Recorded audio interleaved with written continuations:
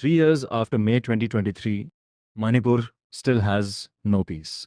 250 people dead, 60,000 people living in camps, 4,786 houses burned to the ground, 12,000 FIR filed, not a single conviction. This is not Syria. This is not Ukraine. This is Manipur, India. And for over 2 years, the Prime Minister didn't visit once. Welcome to Geo Decoded. I'm Arush. Today we are going to talk about the story that India's news channels covered for exactly 1 week and then quietly forgot. While India was debating cricket scores and Bollywood controversies, a state of 3.2 million people was tearing itself apart. While Parliament held session after session, MPs from Manipur were begging, literally begging, for someone in power to listen. While opposition MPs chanted justice for Manipur, on the floor of the Lok Sabha, the Prime Minister sat silent and did not visit the state for over 2 years. This video is going to make some of you uncomfortable. It should. Let's decode Manipur. To understand what happened in Manipur, you first need to understand its geography. Because in Manipur, geography is politics. The Imphal Valley is just 10% of Manipur's total land, but it holds 57% of its population, predominantly Meitei, predominantly Hindu, predominantly powerful. The surrounding hills, 90% of the land, home to the Kuki Zoo, to the Agas, to tribal communities whose rights over land and government jobs were protected under India's own constitution. For decades, that tension simmered quietly, just below the surface. Then, on April 14th, 2023, a court order lit the match. The Manipur High Court recommended that scheduled tribe status, the protections designed for minorities, should be extended to the Meiteis. The group that already controlled the government, already held the majority, already dominated the valley. The dominant group was being handed the protections meant for the vulnerable. The Kuki-Zo were terrified, and they were right to be, because under this ruling, the Meitei could buy land in their hills, land their families had lived on for generations. They protested. The Meiteis counter-protested, and on May 3rd, 2023, Manipur broke. Now I need you to pay close attention, because what happened next was not just two communities fighting each other. What happened next was systematic, documented, and in many cases allegedly state-sponsored. Several Kuki women reported sexual violence, including rape, by Meitei mobs. Homes, businesses, villages, churches, temples burned, vandalized, gone. By October 2023, 6,000 weapons and 600,000 rounds of ammunition had been looted from police armories, along with mortars, grenades, bulletproof vests, and police uniforms. Only 1/4 had been recovered. 600,000 rounds of ammunition stolen from state police armories in a state with a BJP government. And government's response? They shut down the internet. No cameras, no journalists, no accountability. 60,000 people fled their homes. The majority Kuki-Zo. Entire villages burned to ash.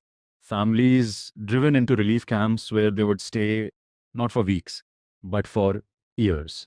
And across 12,000 FIR filed for killings, sexual assault, abduction, and arson, not one conviction.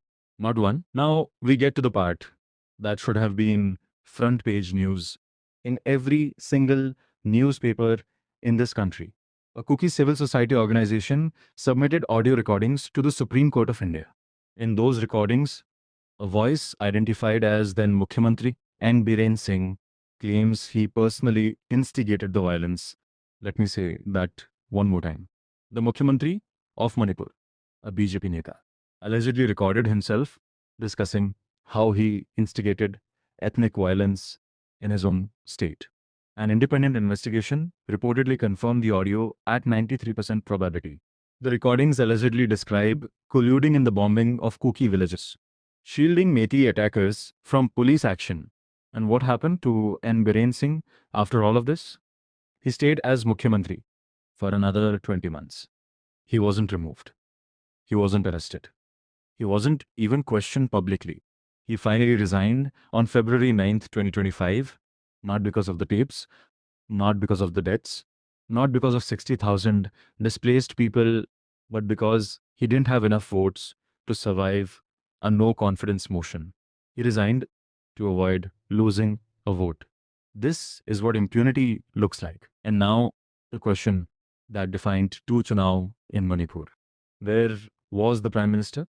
Modi did not visit Manipur or meet its Rajnitik leaders for over 2 years after violence erupted on May 3rd, 2023. During those 2 years, he visited Japan, he visited the United States, he visited France, the UAE, Italy for the G7, Russia. He did not visit Manipur. When a video of two Kuki women being paraded naked and sexually assaulted by a mob finally went viral and forced him to speak, it was over 2 months after the incident. 2 months. And his government had already banned the video inside India. Think about that logic. Ban the evidence, minimize the crime, delay the response.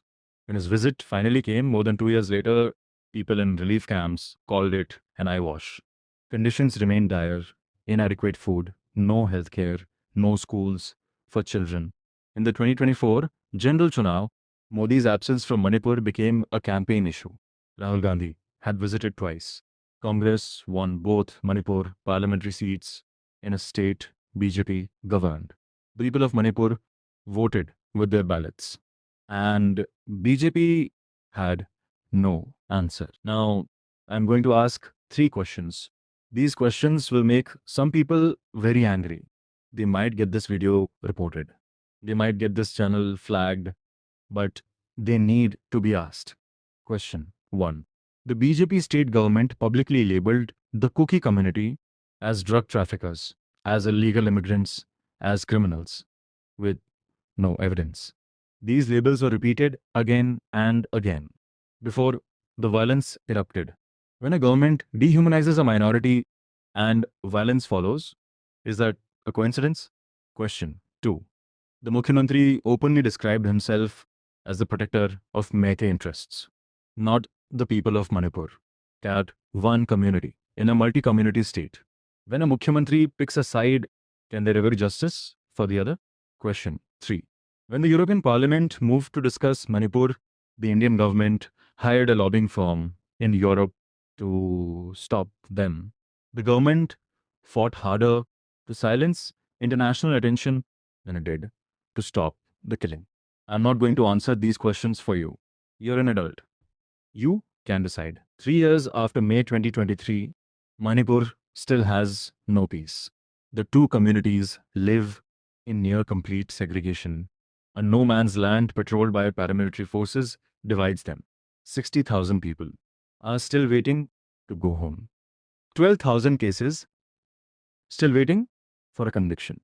Hundreds of families still waiting for justice.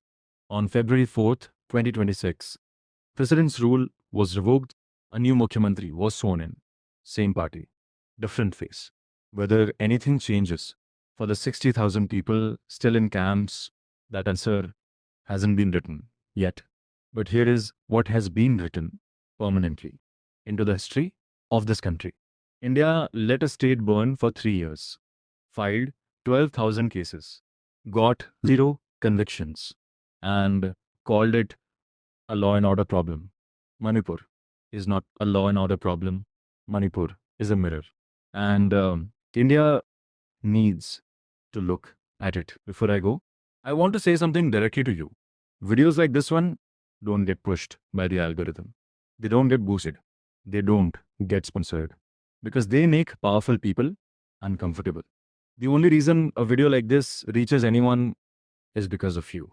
If this video made you think, share it. Not because you agreed with everything I said, but because Manipur deserves to stay in the conversation. 60,000 people are still in camps. The least we can do is not forget them. If you're new here, welcome to Geo Decoded. This is what we do. We cover the stories that the news cycle drops because we believe India deserves honest Rajnitik coverage without the noise, without the bias, without the agenda. Hit subscribe if that's the kind of content you want to see. Hit the bell so you never miss when we drop. And drop your thoughts in the comments. What do you think it will take for Manipur to actually heal? Jai Hind.